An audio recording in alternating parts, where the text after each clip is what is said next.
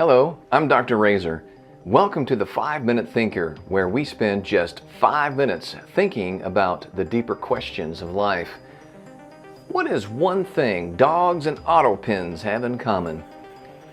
If compatibilism or Calvinism is true, they have free will in common. How so, you ask? Well, let's find out.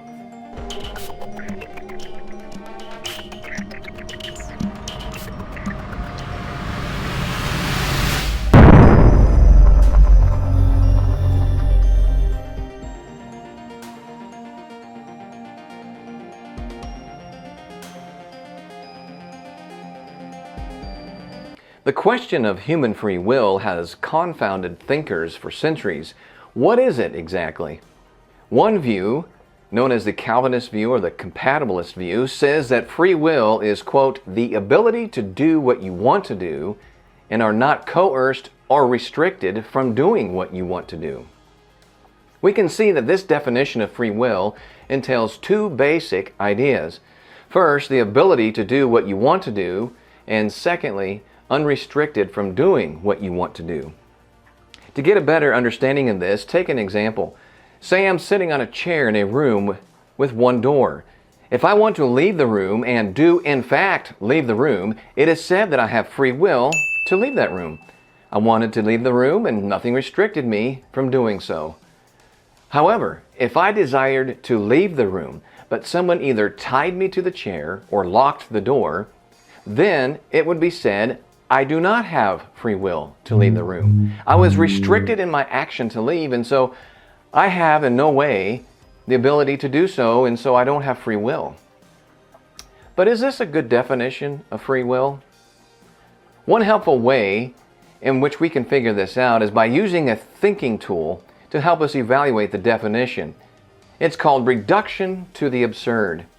This is when we take a definition or even an argument and are able to disprove it by, quote, showing an absurdity to which it leads when carried to its logical conclusion. In other words, if I can give an absurd example that fits this Calvinist definition of free will, then the Calvinist definition of free will is false or at least insufficient. This is where dogs and auto pens come in. Look at my wonderful, cute puppies. They are doing what they want to do, and no one's restricting them. Their actions fit the Calvinist definition of free will. Therefore, logically speaking, Calvinism would have to affirm that dogs, and in fact all animals, have free will. But this seems rather absurd. Do animals really have free will? Even more interesting, take a look at this Ghost Rider auto pen. It is doing what it wants to do.